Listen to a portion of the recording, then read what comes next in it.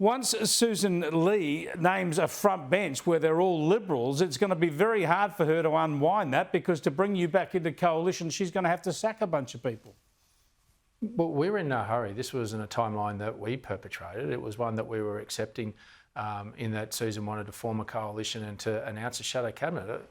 This wasn't a timeline that we decided on. It was one that, and with respect also of her personal circumstances, we were happy to work through. But I made it very clear after our initial meeting, I took back what Susan took to our initial party room meeting last Friday, that it was unacceptable and that there was that it was serious enough for our room to consider not re-signing.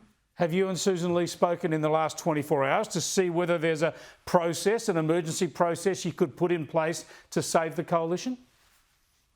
No, not today. I've got to admit I haven't had a bandwidth other than be in studios like yours. But as Susan and I left on Wednesday, or Tuesday, was saying that the door will be open and I'm open to anything. But I'd rather be upfront and honest now about what were the sticking points, and that came from my room. This isn't an individual decision. This is the collective room going, these are what are important to us. And if we get that, they will be something that are important in a legacy item and protecting our people into the future, that we can work through the other things. They're superfluous. Do you accept that, in many respects? Do you accept that the biggest winner out of this is Albanese and his government, because they're now just peerless in the Australian Parliament, and the greatest losers are the Australian voters, because we're left with a shambolic and divided opposition?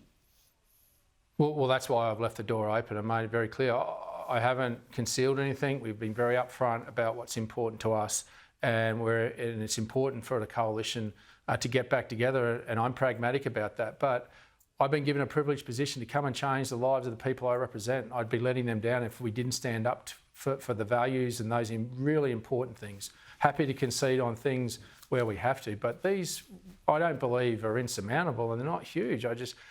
That's why we're disappointed, but we're optimistic that at some juncture that we'll be able to get back in with the Liberal Party and be a coherent coalition before the next election. Yeah, let's hope that sooner rather than later. Thanks again for joining us, David. I appreciate it.